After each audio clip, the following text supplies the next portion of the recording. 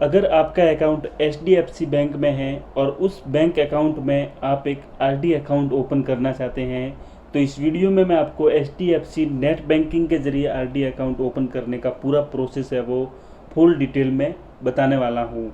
तो अगर आप एक RD अकाउंट ओपन करना चाहते हैं अपनी HDFC नेट बैंकिंग से, तो वीडियो को एंड तक देखते रहिए। साथ ही वीडियो में मैं आपको एक ऐसी ट्रिक बताने वाला हूँ जिसके ज़रिए आपको अपने RD अकाउंट पर जो भी आप अमाउंट से अपनी RD स्टार्ट करेंगे उस पर आपको 1% का ब्याज दर है वो अधिक मिलेगा। जो आप नॉर्मल RD करते हैं उससे 1% का ब्याज है वो आपको एक्स्ट्रा मिलेगा। तो गाइस, मैं यहाँ पे आ चुका हूँ HDFC के RD कैलकुलेटर पर। यहाँ पे हम एग्जाम्पल के लिए 1000 रुपये यहाँ पे एंटर करते हैं और यहाँ पे मंथ हम 12 यहाँ पे सेलेक्ट कर लेते हैं एक बार, और ये सीनियर सिटीजन का है। मैं यहाँ पे नॉर्मल आपको बता रहा हूँ। उसके बाद यहाँ पे आपको स्टार्ट डेट है वो एंटर करनी है। तो मैं यहाँ पे आज की डेट ही 30 जून यहाँ पे लगा लिया है। तो यहाँ पे आप देख सकते हैं इंटरेस्ट रेट 4.90%। यहाँ पे लगभग आपको 5% के आसपास है वो ब्याज दर यहाँ पे दी जा रही है जो आप अमाउंट से RD करेंगे उसके ऊपर। तो यहाँ पे मैं जैसे ही मंथ को बढ़ाता हूँ, आप देख सकते हैं मैं यहाँ पे 36 मंथ के लिए अगर यही RD 1000 रुपये की हर महीने करता हूँ, तो यहाँ पे आप देख सकते हैं इंटरेस्ट रेट 5.15%। तो लगभग 1% का यहाँ पे डिफरेंट रह गया है। तो जब भी आप RD करें अपने लिए HDFC बैंक अकाउंट में या फिर किसी भी पब्लिक सेक्टर या फिर प्राइवेट सेक्टर बैंक में आप RD करें, तो थोड़ा लॉन्ग पीरियड के लिए करें। लॉन्ग पीरियड में आपको 1% ज़्यादा ही ब्याज दर आपको यहाँ पे दी जाती हैं। तो गाइस, सबसे पहले आप अपनी HDFC नेट बैंकिंग को लॉगिन कर लीजिए। जब आप नेट बैंकिंग को लॉगिन करेंगे तो आपके अकाउंट का इंटरफेस कुछ इस टाइप से शो करेगा। उसके बाद यहाँ पे आपको ट्रांजैक्ट का एक ऑप्शन है, उस पर क्लिक करना है। जैसे ही आप उस ऑप्शन पर क्लिक करेंगे तो आपको 3rd नंबर पर ओपन रेकरिंग डिपॉजिट का एक ऑप्शन शो होगा, तो उस पर आप क्लिक कर लीजिए। अगर आप अदर ब्रांच में भी ओपन करना चाहते हैं तो कर सकते हैं। यहाँ पे आपको अदर पर क्लिक करना है। उसके लिए आपको यहाँ पे एक अलग से विंडो खुलेगी और आप जिस भी ब्रांच में RD अकाउंट ओपन करना चाहते हैं तो यहाँ पे आप अपनी ब्रांच को सिलेक्ट कर लीजिए।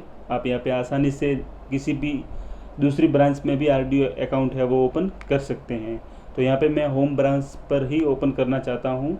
उसके बाद आपकी ऑटोमेटिकली डिटेल है वो आ जाएगी। डाउन में आप स्क्रॉल कीजिए और यहाँ पे आपका इंस्टॉलमेंट अमाउंट है वो यहाँ पे आपको टाइप करना है। कितना अमाउंट आप मंथली सेव करना चाहते हो वो यहाँ पे आपको एंटर करना है। जैसे ही आप अमाउंट एंटर करेंगे, तो मैंने यहाँ पे एंटर कर लिया है। उसके बाद यहाँ पे आपको ईयर सेलेक्ट करने हैं या फिर आप मंथ भी सिलेक्ट कर सकते हैं। आप अगर कम टाइम के लिए RD अकाउंट को ओपन करना चाहते हैं, 3, 6 और 9 मंथ के लिए यहाँ पे ओपन होती है, तो इसको भी आप सिलेक्ट कर सकते हैं। यहाँ पे आप ईयर भी सिलेक्ट कर लेते हैं। तो मैं यहाँ पे 3 ईयर पर क्लिक करता हूँ। उसके बाद आपको डाउन में स्क्रॉल करना है और यहाँ पे आपको RD मैच्योरिटी इंस्ट्रक्शन, तो यहाँ पे आपको मैच्योरिटी टू अकाउंट, यानी कि जब भी आपका RD का पीरियड है वो टाइम है वो पूरा हो जाएगा तो आपका जो भी मैच्योरिटी का अमाउंट होगा आपका इंटरेस्ट सहित आपके सेविंग अकाउंट में ऑटोमेटिकली क्रेडिट है वो हो जाएगा। दूसरा ऑप्शन है maturity proceed to FD principal plus interest, यानी कि जो भी आपका प्रिंसिपल अमाउंट होगा और उसका जो भी ब्याज होगा वो FD में कन्वर्ट हो जाएगा। तो इस पर भी आप क्लिक कर सकते हैं। इसका जो इंस्ट्रक्शन है वो आपको अलग से सेट करना होता है।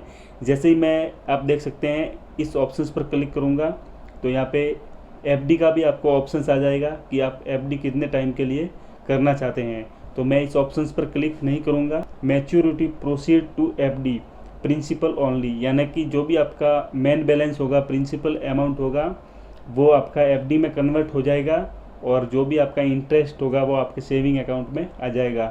तो अगर आप RD पूरा होने के बाद अपना पैसा सेविंग अकाउंट में लेना चाहते हैं तो आपको सबसे ऊपर वाले ऑप्शंस पर क्लिक करना है, मैच्योरिटी टू अकाउंट, और यहाँ पे आपको नॉमिनेशन के लिए यस करना है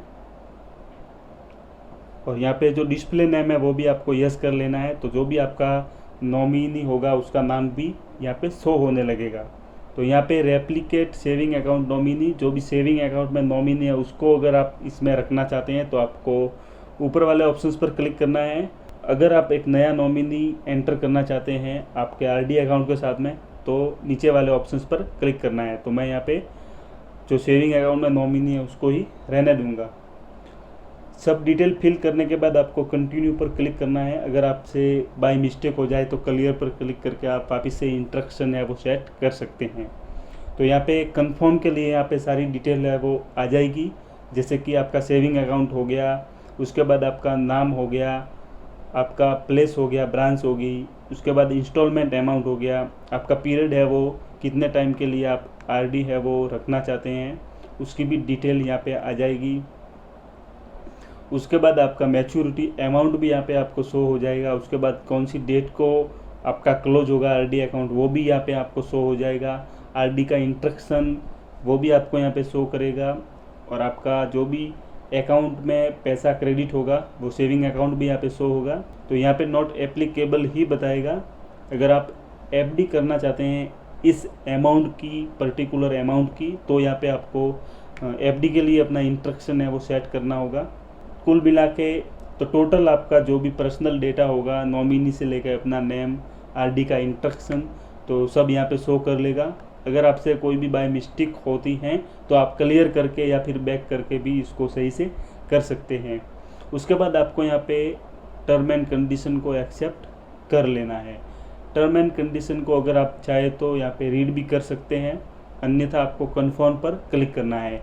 जैसे ही यहाँ पे आप कन्फर्म पर क्लिक करेंगे तो आपकी जो भी आरडी है, आपका आरडी का जो भी इंस्ट्रक्शन आपने सेट किया है वो पूरा आपका एक अकाउंट के रूप में ओपन हो जाएगा। ये अकाउंट ओपन होने में कुछ समय भी लग सकता है, और जिस डेट को आप ये अकाउंट ओपन करेंगे उसी डेट को आपका जो भी अमाउंट होगा, पर्टिकुलर जो इंस्टॉलमेंट आपकी होगी, वो अकाउंट से ऑटोमेटिकली डिडक्ट है वो होती रहेगी हर महीने। और आपका जब भी टाइम पूरा होगा तो आपका अकाउंट में पैसा है वो सेविंग अकाउंट में आ जाएगा। तो कन्फर्म पर क्लिक कर लीजिए। कन्फर्म पर क्लिक करते ही आपके मोबाइल नंबर पर ओटीपी आएगा। उस ओटीपी को आपको यहाँ पे एंटर करना है। जैसे ही आप ओटीपी एंटर करके सबमिट करेंगे तो आपका आरडी अकाउंट है वो ओपन आसानी से हो जाएगा। अगर आप अपने आरडी अकाउंट की डिटेल देखना चाहते हो तो आपको इनक्योर पर क्लिक करना है। उसके बाद आपको रेकरिंग डिपॉजिट समरी पर क्लिक करना है। तो यहाँ पे आपकी आरडी की समरी पूरी डिटेल है वो आ जाएगी। आपका आरडी अकाउंट नंबर, टोटल यहाँ पे जो आपका डेटा होगा वो शो हो जाएगा। अगर आपको इसमें कोई भी प्रॉब्लम है, परेशानी है आरडी अकाउंट ओपन करने या फिर क्लोज करने में, तो वीडियो के डाउन में आप कमेंट कर सकते हैं।